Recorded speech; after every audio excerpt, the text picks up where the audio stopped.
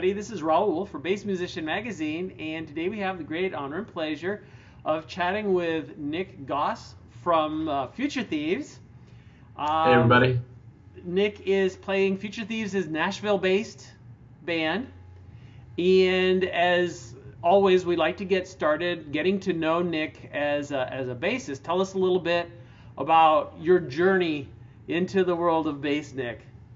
Sure. Well, I grew up in Louisville, and then I moved to Evansville, Indiana, and at that point I was in late grade school, so about 7th or 8th grade I started playing the guitar and got really into Metallica and a lot of other classic rock and mostly that genre, and played acoustic and electric for a long time, all the way up through college. And then when I was about 22, I moved to Nashville, and circumstances dictated that I would be playing bass for a couple groups that we were with, whether it was recording or working with people in the studio. And I kind of adapted from guitar to there, but quickly realized that I was much more interested in the rhythm aspects of a stringed instrument more so than, playing lead guitar or anything like that. And so it's been about 4 years I've been playing the bass, but like I said, I was just subconsciously kind of drawn to it, and always enjoyed playing the drums and stuff like that, trying to learn different techniques on there and kind of appeal to the rhythm side of things. So it's worked out since then, and now I hardly play the guitar at all. It's all bass now. I hear you. Well, it's certainly there's the percussive elements of bass that are attractive. I think one of the hardest transitions for guitarists, and I started on guitar back in the day, is thinking more in the terms of the percussive and complementing the guitarists and what they're doing, because it's amazing what a single note can do to change the whole feel of thing. Your guitarist can be on one chord, and if you're just pedaling like on one note there, it changes the whole feeling of it. They can go through 3 chords and you're holding that same note. Now you've got a whole different, kind of concept. And do you feel like, I know a lot of times with guitarists when they convert over, they tend to go more of a kind of a lyrical approach, kind of like Paul McCartney did with a lot of his bass lines and stuff. Sure. Yeah, very. When I first started, it was kind of wild. I was all over the place and still tried to play it like a guitar. But that helped adapt. Some good lines started coming out of different melodies, and started to find my place between chords or between drum fills and things like that. It's very important, but it's also a chance to kind of shine light on different parts of the guitar chord that might not be the main focus until you make it the main focus. So adapting with different players was good. We were in the studio a lot working with other artists when this was all going on, so it helped me not only adapt to different styles of music, but like you said, be very like every note matters. It's not, you can't just strum through and kind of mask anything. It's all going to be laid out pretty straightforward. So you have to make sure the notes matter and they work with the rest of the ensemble. So it was interesting trying to adapt to that. But gotcha.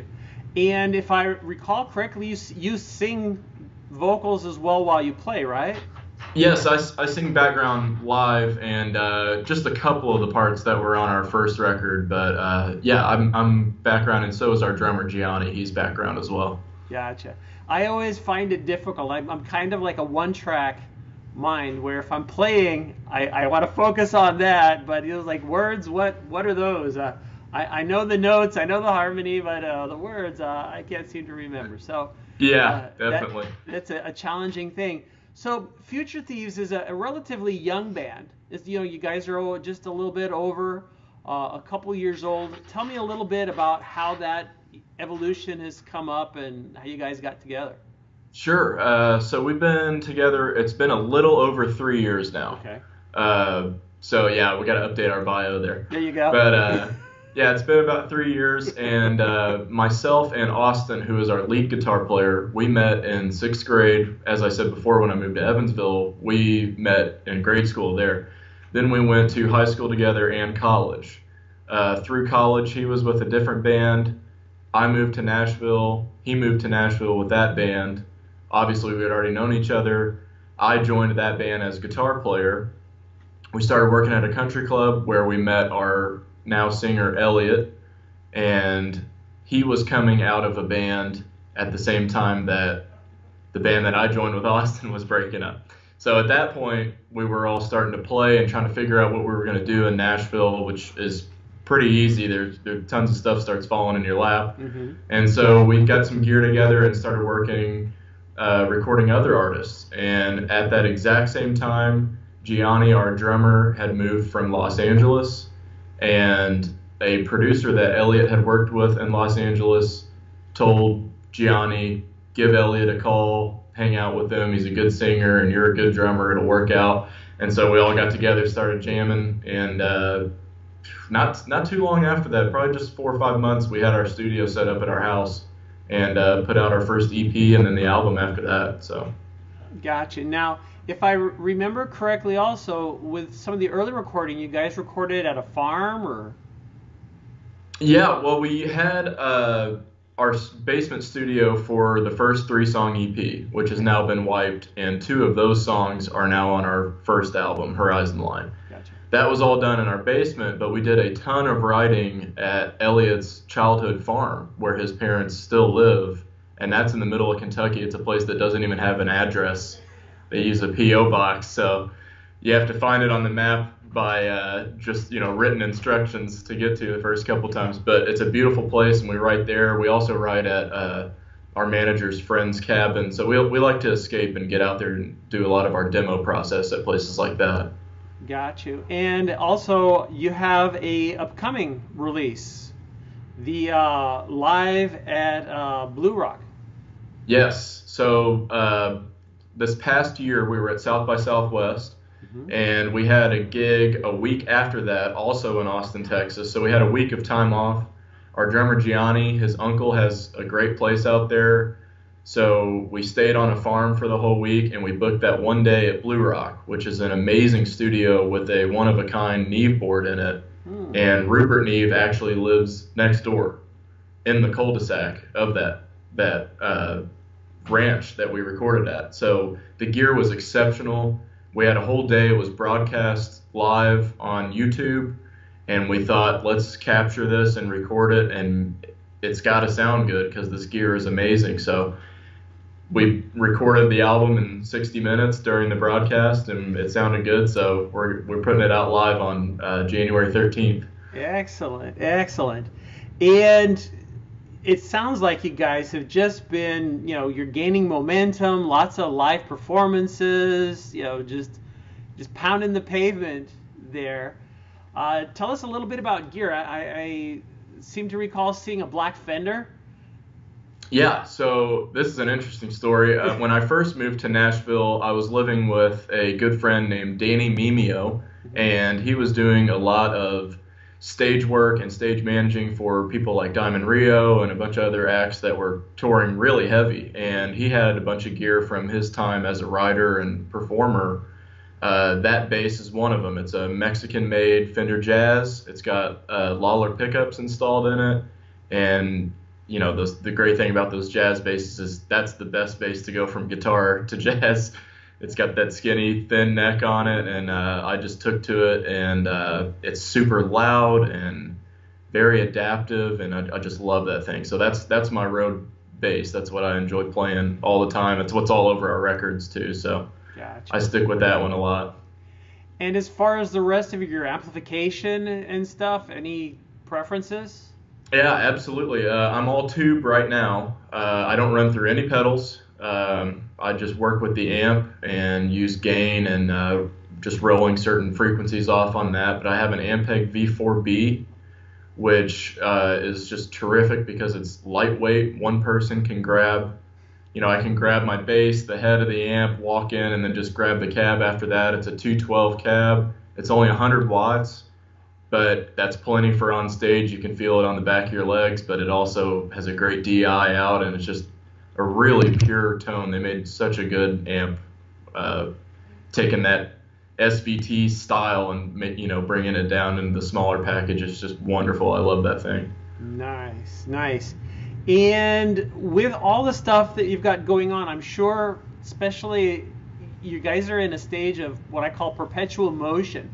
What's coming up in the future? What are we building up to? What's next? Yeah, a lot of stuff coming up. We're hoping every year we have more and more tour dates. So those will start coming out probably around the spring. We're going to be riding a lot the next 2 months. March is going to be South by Southwest again, and then recording for 2 weeks at Sonic Ranch in El Paso, Texas. And then right after that, we go to Europe for 30 days in May. So we've got a ton of shows in Madrid, Barcelona, all kinds of places, London, a few other places in Germany. And then when we get back, we're just going to hit it hard. Hopefully there's a few festivals that we can anchor some tour dates around, but just same old, just touring. And then whenever you have a break, record and write. And, it's a good process. We're hoping we're tired for a few more years. I hear you. In the writing process, and again, as I listen to your music, definitely falls within rock. I think I pick up a little bit of a Nashville kind of southern rock kind of twist on it. Would that be an accurate description if people are thinking what kind of genre are we talking about here? Or? Sure, yeah, we consider it just alternative rock. Definitely has more of a southern feel, just naturally because of Elliot's voice. He's from Eastern Kentucky. He's got a nice twang and rasp on his voice, so he'll never get rid of that. But we're moving like all musicians do. The next album's going to be a little different. It's probably going to be a little cleaner and a little more melodic. The first album there were a few songs that were pretty aggressive, and so it'll adapt from there, but definitely just straightforward rock is what we tell people. Just no frills, just 4 guys playing their instruments. Gotcha. And if people want to find out more about upcoming albums or tour dates, where's the best place to get that information? Yeah, best place is futurethieves.music.com. That'll lead you everywhere from our store to tour dates. Facebook is Future Thieves, Instagram is Future Thieves Music, Twitter is Future_Thieves, and but it's all on the website and it's easy to find on there. So. Gotcha. Well, Nick, thank you so much for taking time chatting with us. Folks, look Future Thieves up. See, they might be in a town near you. If you're in Barcelona having tapas, catch them there. That sounds like it would be the gig I'd want to see. It's going to be fun. Totally. So you've seen this interview here, Nick Goss from Future Thieves on Bass Musician Magazine.